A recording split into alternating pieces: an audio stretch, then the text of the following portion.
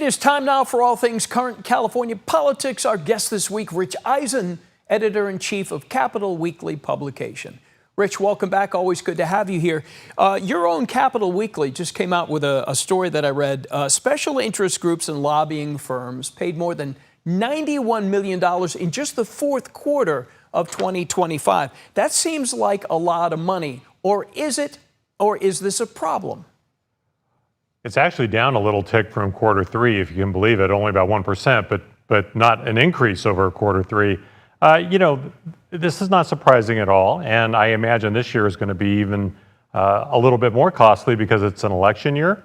But last year, in fourth quarter, Prop 50 was on the ballot, so we had a lot of movement around that. One of the things I think that's really interesting that a lot of people don't think of, some of the biggest lobbyist employers out there, or contract lobbyist employers out there, are local governments, cities and counties, and they're some of the big spenders there.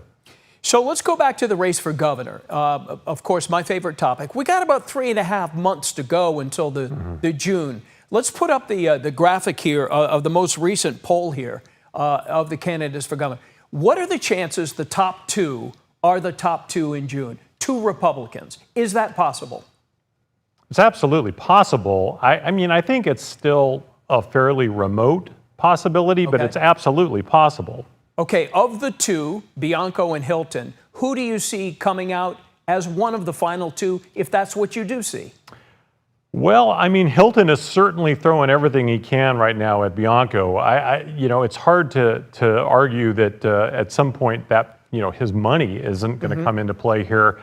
If I had to bet something, it would probably, on one of those two, it probably would be Steve Hilton. But remember, we're still way early. Okay, in the 3 and 4 position, you've got Porter and Swalwell. Assuming there's a Democrat and a Republican in June, Swalwell and Porter are tied in this poll. Pick one of those two.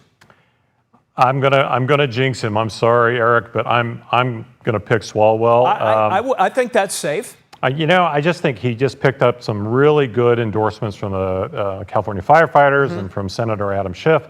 He's starting to raise a lot of money.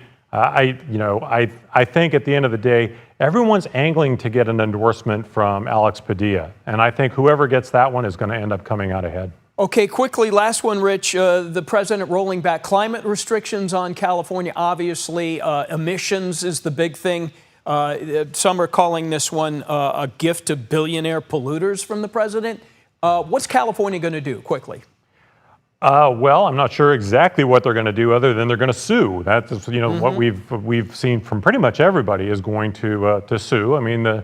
The president's basis on this it flies in the face of most accepted scientific fact. So I think if the cases hold up as they have, I think we have a pretty good chance in court.